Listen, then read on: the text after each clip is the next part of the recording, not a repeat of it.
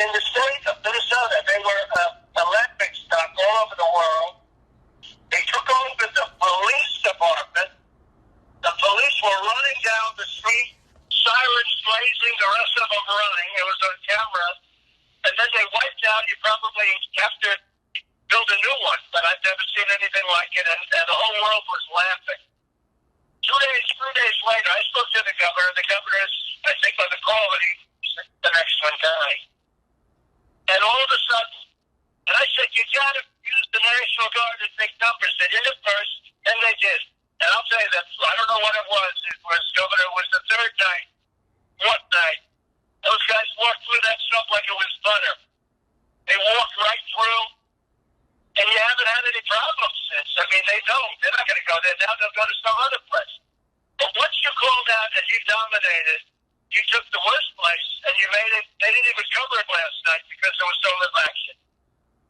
Because you dominated. You dominated. Now, what happened to New York, I have to tell you, I live in Manhattan. What's going on in Manhattan, I have no idea. New York's finest, they got to be allowed to do their job. I don't know what's happening in Manhattan, but it's terrible.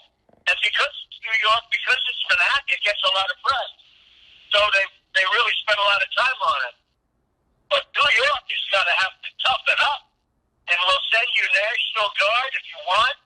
You have the largest police force in the country, 40,000 people, I understand.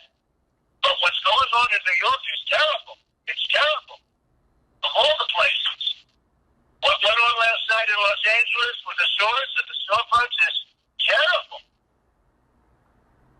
No domination. You have to dominate. This is Trump on the call with the nation's governors in the aftermath of a weekend of protests. And if you're wondering whether the President of the United States is capable of the nuance needed in this situation, him demanding that the police go in and, quote, dominate the protesters probably answers that question. And his complete lack of understanding how to approach yet another crisis didn't go unnoticed by those on the call. Illinois Governor J.B. Pritzker pushed back against Trump on the call, saying this.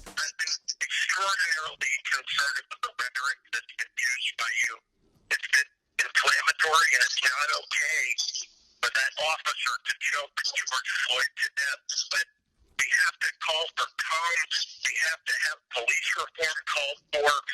We called out our National Guard and our state police. But the rhetoric that's coming out of the White House is making it worse.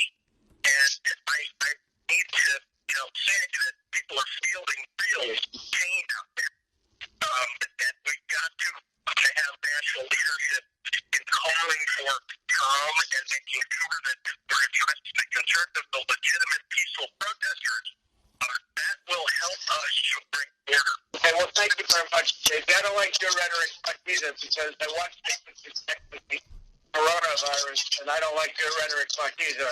And of course, Trump's response when Pritzker said that Trump's rhetoric has been inflammatory, because it has, was to attack him right back and say that he doesn't like Pritzker's rhetoric. In other words, the response by the most powerful man in the world was basically, I know you are, but what am I?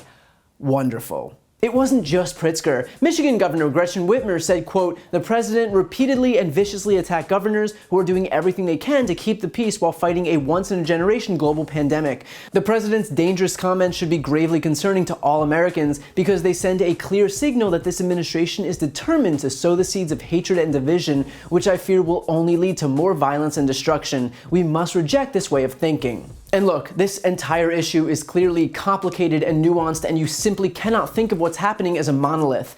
But the point here, at the base of all of this, is that there is a righteous anger from black people stemming from the fact that authorities in this country do not perceive them as people. That's what's at the core of these protests. And so to think that the answer here is to, quote, dominate them is just the epitome of a fundamental misunderstanding of the situation.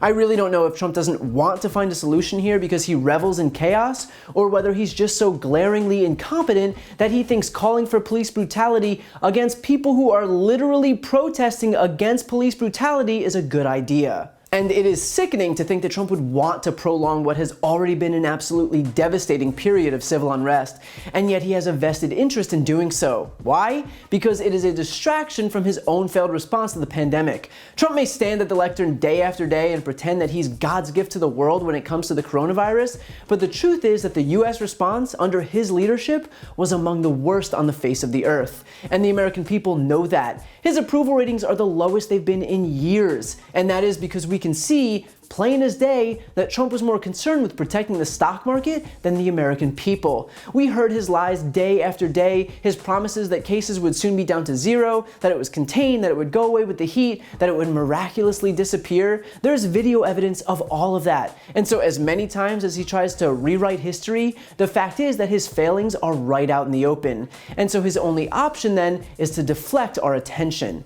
And these protests not only fulfill that need, but they are dead center in his comfort zone. In case you haven't noticed, whenever Trump is backed into a corner, he reacts by appealing to his base. And what serves as better red meat for his base than a race riot? Trump thrives in division. He thrives in exploiting the differences between us. That's why, amid perhaps the worst protests of many of our lifetimes, Trump's response was to get on Twitter and tweet, "When the looting starts, the shooting starts," a racially charged and not so subtle threat harkening back to the 1960s. He's not looking for unity here, far from it. He's looking to fan the flames of division as much as humanly possible, because the more we're talking about protests and riots and civil rights and cops, the less we're talking about his failed response to the ongoing pandemic that's already claimed the lives of 100,000 people. Think about that for a second. Trump would prefer to incite violence and lead America to the brink of a race war because it helps him personally deflect attention away from a botched political issue. The extent to which Trump will not only let this country burn, but encourage it to help himself cannot be overstated. Because, per usual, Trump's not looking out for anyone's interests but his own. If you like that video, please check out my brand new podcast, No Lie with Brian Tyler Cohen, where I'll cover the most important political stories of the week and interview major players in the world of politics. Available now on Apple Podcasts, Spotify, or wherever you get your podcasts. Check it out and subscribe now.